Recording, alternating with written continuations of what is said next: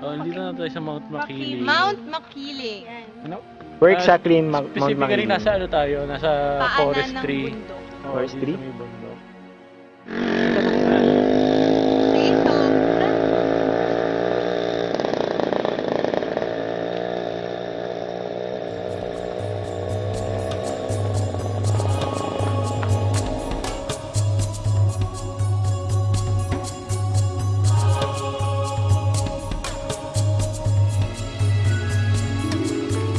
so, kasalukuyan namin inaakyat yung Mount Makiling ngayon. Guys, add pa kayo ng something. So anyway, ano pa ba yung ano? Mga na-research natin na legend about Oo, yun pala. May legend dito kung bakit siya tinawag na Mount Makiling. Yung Mount Makiling kasi, is named after, and then, a girl named Maria Makiling. Diba? Tapos, may mga legends. Yung main legend about her is about dun sa guy na nagustuhan niya. Tapos, ginawa niyang husband.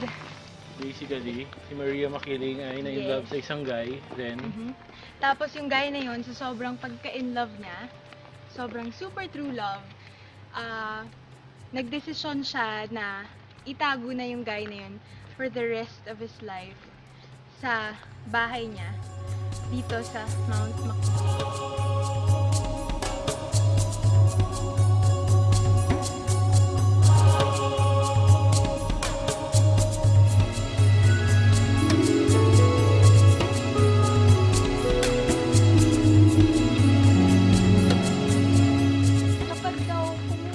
Dati daw kasi, si Maria Makiling, malapit siya sa mga tao. Pero, inabuso yun ng tao. Kaya, kapag kumuha ka ng prutas, dito sa mountain niya, dito, sa kahit anong puno dyan, magkakaroon ka ng, ano yun? Insect bites, yung thorns. Oo. Tapos, the only way that you can reverse, ibabalik ta rin mo yung damit mo. Lahat ng kasuotan mo. Ayun.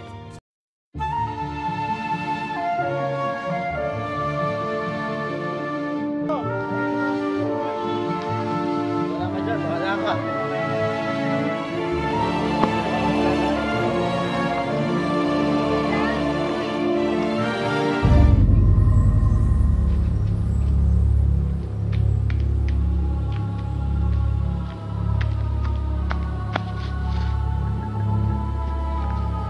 Nick?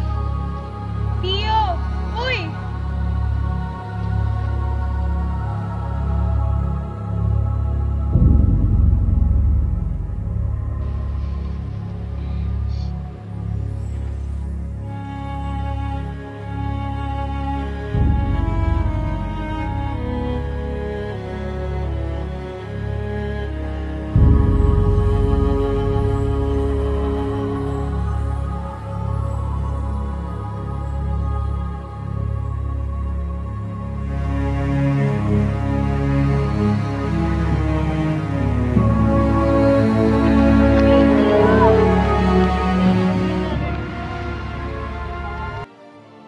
Basically, hindi niya nakuha yung gusto niya from the guy. So, parang siguro hindi siya minahal.